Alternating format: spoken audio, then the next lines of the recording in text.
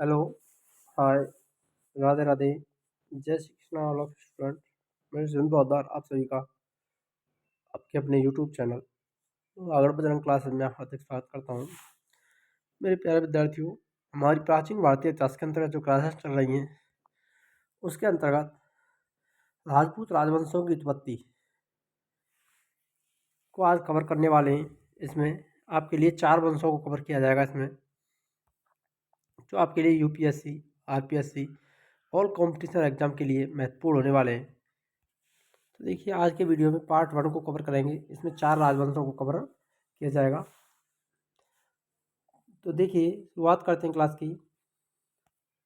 गुर्जर प्रत्यार वंश। गुर्जर प्रत्यार वंश मालवा का शासक नागवट प्रथम गुर्जर प्रत्यार वंश का संस्थापक था। यानी गुर्जर प्रत्यार वंश के संस्थापक की बात करें तो कौन थे? नागवट प्रथम थे, जिन्होंने गुर्जर प्रत्यार वंश की स्थापना की थी। वो कहाँ के शासक थे? मालवा के शासक थे। नागवट द्वितीय को राष्ट्रकूट सम्राट गोविंद तृतीय ने हराया था। नागवट द्वितीय हुए थे, उनको किसने हराया था? राष्ट्रकूट गोविंद तृतीय के द्वारा हराया गया था। प्रत्यार वंश का सर्वाधिक शक्तिशाली और प्रतापी राजा मेहरभोज था। कौन था सबसे प्रतापी और राजा शक्तिशाली राजा? मेहरभोज था। आगे देखिए, मेहरभोज ने अपनी राजधानी कन्नौज में बनाई थी, क्योंकि जो त्रिपक्षीय संघर्ष चला था उसमें गुर्जर प्रत्यारों की विजय हुई थी और कन्नौज को राजधानी बनाया गया था। तो मेहरभोज के द्वारा कन्नौज पर त्रिपक्षीय संघर्ष चला था।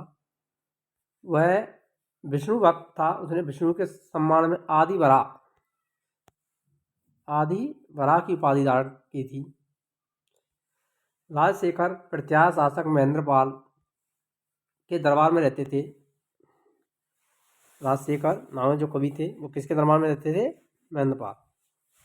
इस वंश का अंतिम राजा यशपाल 1036 ईस्वी था।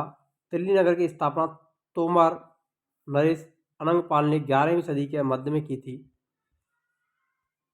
अब देखिए, नेक्स्ट आता है गहड़वाल वंश या राठौड़ वंश। गहड़वाल वंश का संस्थापक चंद्रदेव को माना जाता है। इसकी राजधानी की बात करें तो वाराणसी राजधानी थी। गढ़वाल वंश की राजधानी वाराणसी। संस्थापक चंद्रदेव। इस वंश का सर्वाधिक शक्तिशाली राजा गोविंद चंद्र था। इसका मंत्री लक्ष्मीधर शास्त्रों का प्रकांड पंडित था, जिसने कृत्य कल्पतरु नामक ग्रंथ लिखा था। कृत्य कल्पतरु नामक ग्रंथ के लेखक कौन थे? लक्ष्मीधर।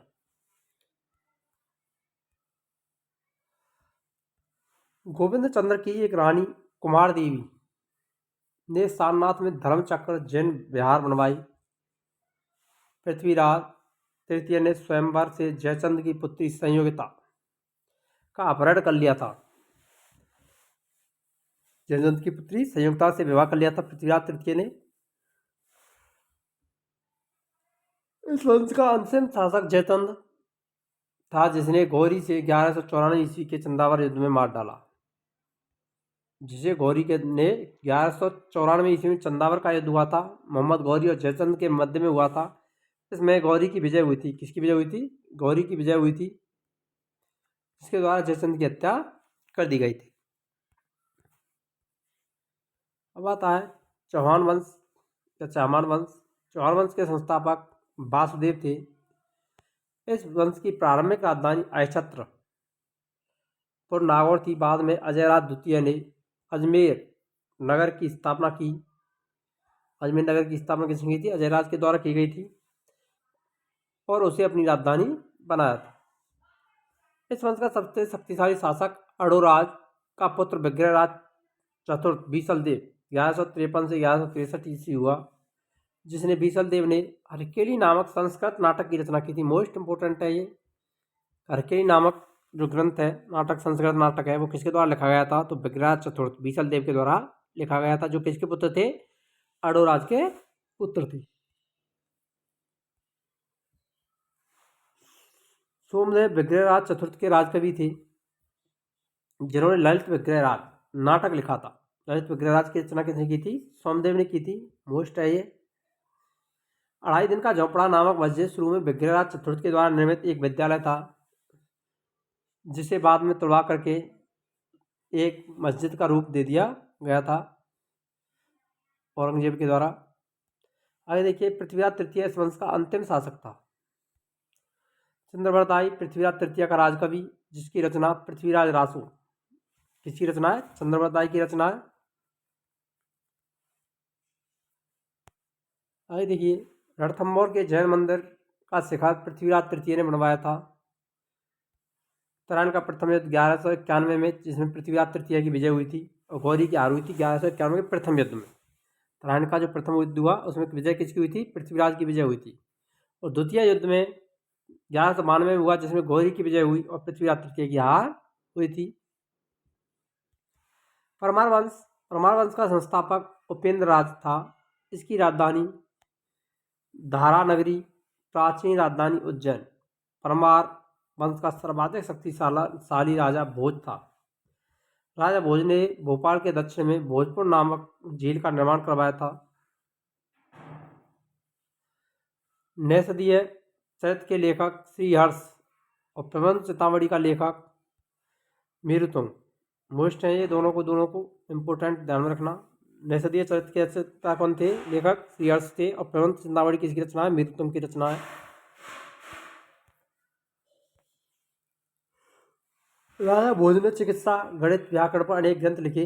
भोजकृत युक्ति कल्पतरु में वास्तुशास्त्र के साथ साथ विविध वैज्ञानिक यंत्रों व उनके उपयोग का उल्लेख मिलता है। नव सहसा लघु चरित्र के रचयिता पद्मगुप्त, 10 रूपक के रचयिता धनंजय, धनिक, हलायुध, अमित गति जैसे विद्वान बागपति मुंज के दरबार में रहते थे। कविराज की उपाधि से विभूषित शासक राजा भोज ने अपनी राजधानी में सरस्वती मंदिर का निर्माण करवाया था। इस मंदिर के परिसर में संस्कृत विद्यालय भी खोला गया। राजा भोज के शासनकाल में धारा नगरी विद्या और विद्वानों का प्रमुख केंद्र थी। किसके काल में थी? भोज के काल में। भोज ने चित्तौड़ में त्रिभुवन नारायण मंदिर का निर्माण करवाया था। भोजनगर की स्थापना राजा भोज ने की थी। परमार वंश के बाद तोमर वंश का व उसके बाद चाहमान वंश का और अंततः 1297 में अलाउद्दीन खिलजी के सेनापति नुसरत खां